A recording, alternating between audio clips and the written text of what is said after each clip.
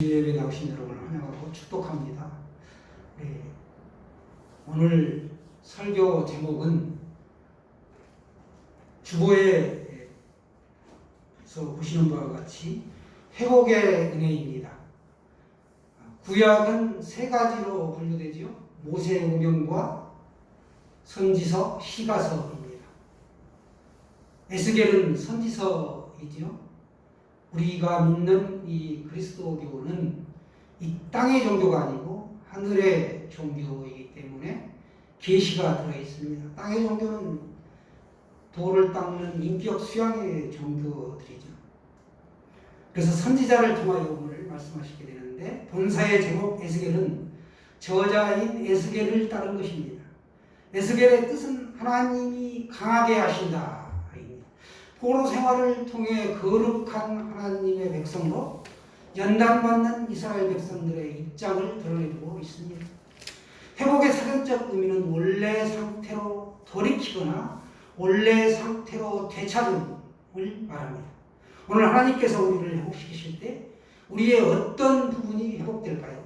첫째는 하나님이 우리를 세상으로부터 주님께로 돌아오게 하십니다. 24절의 그 말씀이죠. 세상은 돈과 권력과 성이 지배하는 것이 보통입니다. 이스라엘 민족은 내국에서 430년 동안 노예로 살았습니다. 그리고 70년 동안을 바벨론 포로 생활을 하다가 하나님께서 그들을 고국 땅으로 돌이켜서 돌아오도록 하셨습니다. 부모가 그 자녀를 돌봐주는 것처럼 하나님도 당신의 백성인 자녀들을 세상으로부터 돌이켜서 돌아오시기를 원하십니다. 돌아오면 용납하고 다시 회복시켜 주시죠. 오늘 우리는 하나님께로 돌아와 하나님을 예배하고 있습니다. 이렇게 우리가 돌아올 수 있는 것은 하나님께서 우리에게 베풀어 주시는 회복의 은혜인 줄로 믿습니다. 둘째로 하나님은 죄로부터 우리를 깨끗하게 하십니다. 25절 말씀을 보시면 맑은 물을 뿌려서 우리를 정결하게 하고 깨끗하게 해주신다 라고 말씀하고 있습니다. 여기서 맑은 물은 하나님의 말씀입니다. 우리의 더러워진 몸은 매일매일 물로 씻죠. 샤워를 하고 비누칠을 하고 샴푸 씻고, 식사 후에 이미 사용한 그릇을 우리가 깨끗한 물로 씻듯이 하나님의 말씀을 듣는 것이 이 더러워진 자신을 거룩하게 만드는 것입니다. 그래서 시편 119편 11절에는 내가 주께 범죄하지 아니하리 하여 주의 말씀을 내 마음에 두었나이다 라고 시인은 고백합니다. 순전히 자신의 경험을 토대로 하는 것이지요. 자신이 말씀을 이 마음에 두었더니 어떻게 되었느냐? 범죄하지 않았던 것이다 라는 것입니다. 이렇게 시인은 말씀을 마음에 두기로 작정하였습니다. 말씀이 그 사람 속에 거하면 그 말씀이 그 사람을 거룩하게 만듭니다. 우리가 음식을 쳐다본다고 배부를 수는 없죠. 음식을 먹어야 배가 부르듯이 그 사람을 배부르게 하고 변화시키는 것은 우리가 말씀을 듣고 읽고 배우고 묵상하고 암송할 때 그 말씀이 나를 거룩하게 한다는 것입니다. 그래서 말씀은 살아있고 운동력이 있다라고 성경은 말씀합니다. 잠시 우리가 시청각 구절을 한번 사용해 보겠습니다. 이 고무장갑을 보시면 무생물이죠. 죽어 있습니다. 생명이 없는 것이죠. 그런데 여기에 이제 제가 이걸 끼워서 이렇게 손가락을 움직이게 되면 물건을 집을 수도 있고 이렇게 살아있는 것이죠. 장갑이 이렇게 장갑 속에 손이 들어가야 죽어있던 장갑이 살아 움직이는 것처럼 하나님의 말씀이 사람 속에 들어가면 하나님의 의에 대하여 죽었던 사람이 살아난다는 것입니다. 믿습니까? 아멘. 실제로 구약시대에는 속죄 제물을 태운 재를 만들어서 제사용의 물을 대상에게 뿌렸단 말이죠. 그런 정결의식을 따랐습니다. 물로 씻어도 안 되는 것은 불로 태웠습니다.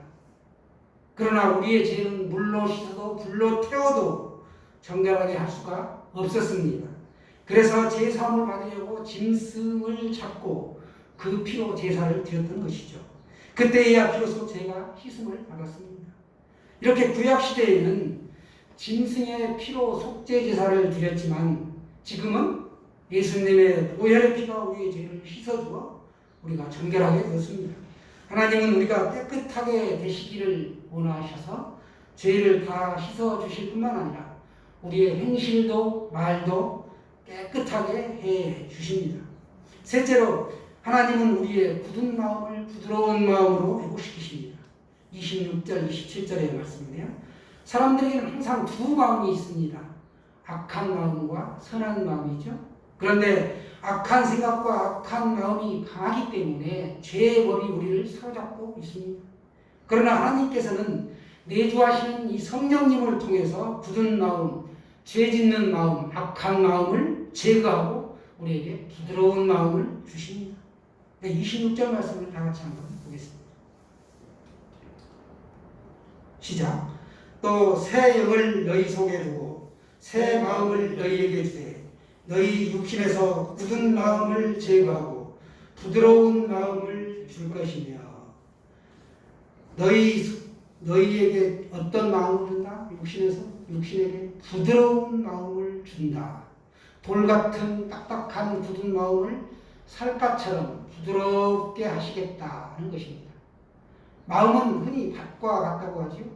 밭의 흙이 부드러워야 씨앗이 뿌리를 내리고 풍성한 열매를 맺을 수 있듯이 우리의 마음도 부드러워야 풍성한 신앙의 열매가 쑥쑥 뿌리를 내리고 결실을 맺게 됩니다. 단단한 마음은 열매를 맺을 수가 없습니다. 여러분 돌짝밭을 한번 생각해 보세요. 거기에서 무슨 열매를 기대할 수 있겠습니까? 부드러운 마음을 가져야 합니다. 그러면 어떻게 부드러운 마음으로 우리가 회복될 수 있을까요? 새 영을 가져야 한다라고 오늘 성경은 말씀합니다. 새 영을 가진다. 이 말은 영이 거듭난다라는 뜻입니다. 즉 하나님과의 관계가 회복된다라는 뜻입니다. 인간은 영적인 존재이죠. 말은 몸 안에 항상 영이 존재합니다. 몸 안에 있는 이 영이 하나님과 연결된 영이 있고 하나님과 단절된 영이 있습니다. 영 자체는 살아있으나 하나님과 연결된 영을 살아있는 영이라고 하고 하나님과 단절된 영을 우리가 죽은 영이다라고 합니다. 이 죽은 영이 살아서 하나님과 연결되는 것, 이것은 사람의 능력으로는 불가능하죠.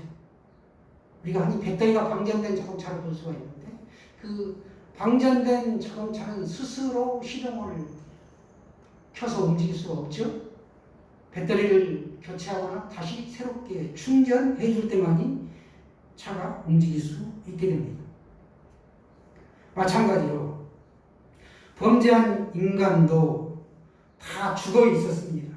이 죽어 있는 영을 살리기 위해서는 예수 그리스도가 오셔야 했고 예수 그리스도의 이 속량의 은혜를 믿고 예수님을 마음에 영접하는 순간 성령님께서 그 사람 속에 들어가셔서 그 영을 살리시는 것이죠.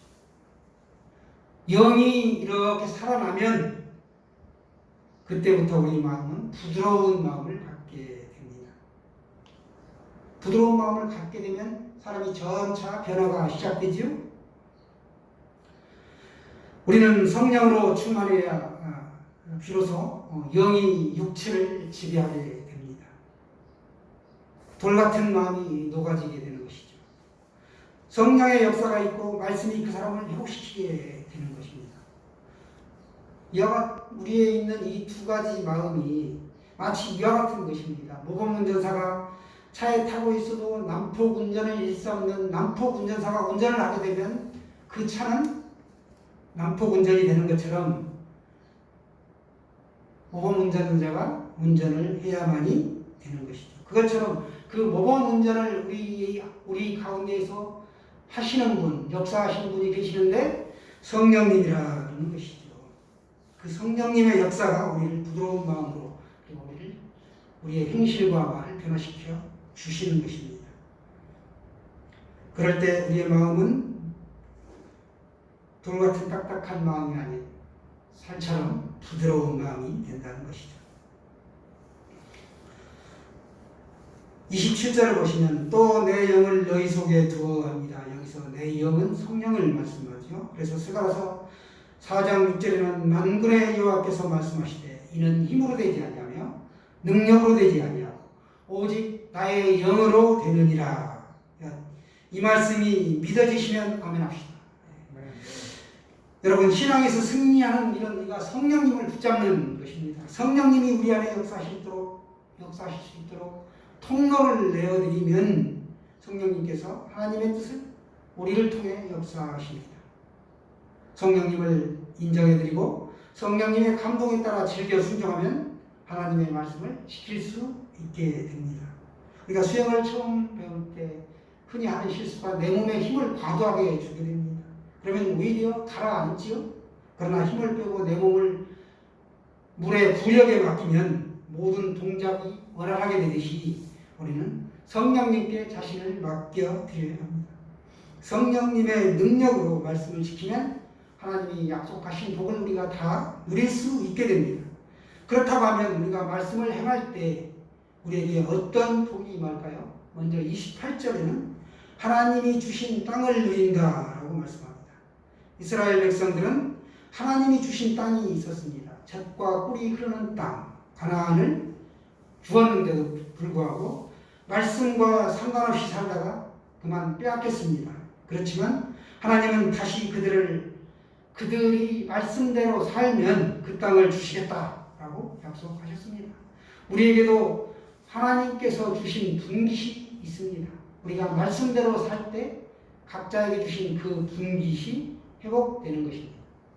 29절에서는 경제적인 회복을 또 약속하십니다.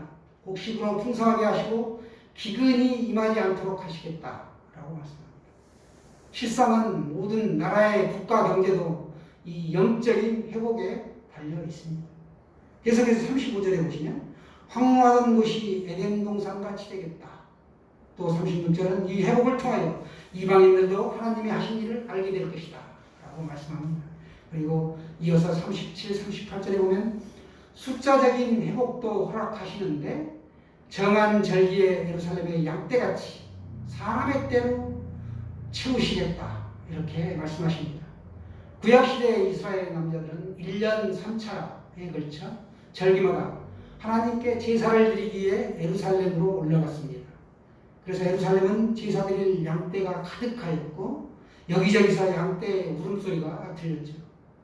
이처럼 양떼처럼 사람의 때로 가득가득 채우시겠다라고 놀라운 회복의 말씀을 주셨습니다. 이렇게 회복의 말씀을 주셨는데 우리가 하나, 둘, 셋, 세 가지 회복의 말씀을 주셨음에도 불구하고 이 회복의 말씀이 이루어지기 위해서는 전제되어야 할 것이 있다라는 사실을 말씀하고 있는데 그게 뭐냐? 너희들이 기도해야 된다라고 오늘 말씀하고 있습니다. 기도해야 회복된다. 37절에 보시면 주 여호와께서 이같이 말씀하시느니라. 그래도 이스라엘 족속이 이같이 자기들에게 이루어주기를 내게 구하여야 할지니라. 아멘. 이에서 말한 세 가지 회복의 은혜를 누리려면 기도를 해야 한다. 그때 내가 이루어주시겠다라고 말씀하셨습니다. 기도하는 일은 하나님의 약속이 성취되는 하나님의 놀라운 방법입니다. 우리가 기도하면 즉시 변화가 일어나기도 하지만 기도 응답이 씨앗의 형태로 오는 경우가 참 많습니다. 우리가 씨앗을 심어놓고 밭을 보면 아무런 열매도 보이지 않습니다. 하지만 시간이 지나고 나면 보이지 않던 씨앗이 풍성한 열매를 만들어내는 것을 종종 보게 됩니다. 어떤 사람은 하나님의 약속을 받고도 그 복을 누리지 못하지요. 그 이유는 기도하지 않았기 때문입니다. 기도는 하나님께 하는 것이지만 설교는 사람에게 하는 것입니다. 그래서 강단에서 설교하는 목사들을 가장 힘들게 하는 것 중에 하나가 정작 자신이 설교한 대로 살지 못한다는 부분이 굉장히 괴롭히는 부분입니다. 여러분, 목사의 부부는 부부싸움 할까요? 안 할까요? 당연히 싸우지요. 부부는 특히 원수가 아닌 평생 왼수라고 합니다. 돕는 배필로 하나님께서 주셨고 또 사랑해서 결혼했기에 마땅히 감당해야 하는 자기 십자가입니다. 십자가는 두 개가 있다고 하죠. 하나는 예수님이 달려 돌아가신 십자가로 우리에게 구원을 얻는 십자가입니다. 또 하나는 자기 십자가입니다. 여러분 돈 좋아하시지요? 표정 감추지 마세요. 다들 돈 좋아하시는데 아주 돈을 좋아하시는 분이 그만 죽었습니다. 그래서 그 앞에다가 5만 원권 돈 뭉치게 갖다가 놓고 자, 이 돈 가지세요 하고 드렸어요. 그런데 그 죽은 시체가 아이고 감사합니다 하고 봤습니까? 아무런 반응이 없지요. 시체가 벌떡 일어날 일이 없습니다. 죽은 사람이기 때문에 반응이 없는 것이죠. 마찬가지로 나는 죽은 사람이기 때문에 아내가, 남편이 나에게 다른 사람들이 어떤 말을 할지라도 내가 반응하지 않으면 되는 것입니다. 우리 특별히 갈라디아서 2장 10절에 말씀하죠. 내가 그리스도와 함께 십자가에 못 박혔나니 그런즉 이제는 내가 사는 것이 아니요 오직 내 안에 누가 산다? 그리스도가 산다. 그래서 나는 죽은 사람이에요. 죽어야 삽니다. 가장 좋은 방법 하나 말씀드릴까요? 다 듣고 반사 이렇게 하면 나에게 심령에 꽂히지 않고 흘러갑니다. 그냥. 이쪽 귀로 들었다가 이쪽 귀로 가는 거죠. 또 하나는 나를 세탁하는 사람을 탓하지 말라는 겁니다. 그들이 나를 두드리고 짓밟고 힘들게 할 때 내 옷은 깨끗해질 것이기 때문에 그렇다고 중세의 한 수도사는 말했습니다. 반응하여 다투지 맙시다. 우리가 주변에 수많은 사람과 할 수만 있다면 다 좋은 관계로 지내면 얼마나 좋을까요? 그런데 우리는 다 안 되는 사람들입니다. 그래서 갈등하고 다투고 논쟁하면서 힘들어하죠. 그게 우리의 인생살이입니다. 다윗은 이스라엘의 왕이었지만 진짜 왕이신 하나님께서 자신을 다스리시는 분이고 그 하나님께 자신의 문제를 가지고 나아갔습니다. 그리고 모든 미운 마음을 하나님 앞에 쏟아놓습니다. 그가 문제를 하나님 앞에 토해낼 때 회복이 찾아왔습니다. 여러분은 미움과 분노, 짜증, 다툼을 어떻게 처리하고 계신가요? 그저 속으로 삭히시니까 화병 생깁니다. 아니면 다른 사람에게 얘기합니까? 그 사람도 똑같은 사람입니다. 해결되지 않지요. 여러분의 감정을 하나님 앞에서 처리해야 합니다. 내가 노력하고 있어서 하나님 없이 해결하려고 하는 것, 이건 교만입니다. 문제가 있음에도 하나님 앞에 가지고 나아가지 않는 것, 이것이 문제라는 것이죠. 있는 그 모습 그대로를 가지고 하나님 앞에 나아가 우리가 부르짖어 기도해야 합니다. 이렇게 문제를 하나님 앞에 내려놓을 때 회복의 역사가 우리에게 임합니다. 성경은 너희가 전심으로 나를 찾고 찾으면 나를 만나리라. 이렇게 에레미야서 29장 13절에 말씀합니다. 우리 모두가 기도에 힘쓰는 사람이 됩시다. 예수 그리스도 교회가 부흥되기를 간절히 사모한다면 또 우리가 진정으로 신앙의 성숙을 원한다면 기도를 들으시는 하나님께 믿고 감사하며 기도합시다. 애통하는 이 교회의 기도 소리를 하나님께서 들으시고 우리 모두를 살려주시기를 원합니다. 신실하신 하나님은 반드시 부흥의 역사를 주시고 우리에게 영적 성장을 주실 것입니다. 기도를 통해 이런 회복의 은혜를 누리는 저와 여러분이 되시기를 간절히 축원합니다. 축원합니다.